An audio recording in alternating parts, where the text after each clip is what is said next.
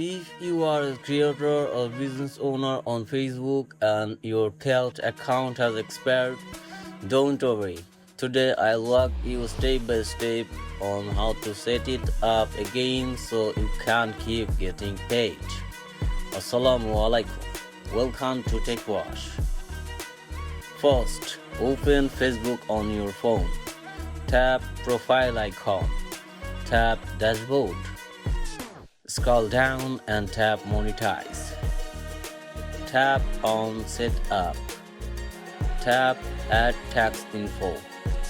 Tap Continue As. Tap Continue As again.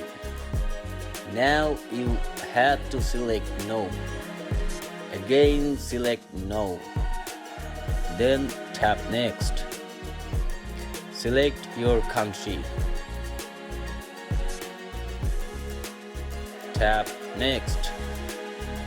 Confirm your mailing address and tap Next. Select 0% and tap Next.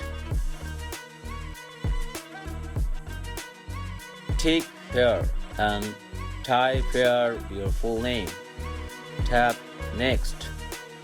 Here you can see Review and Submit page in front of you.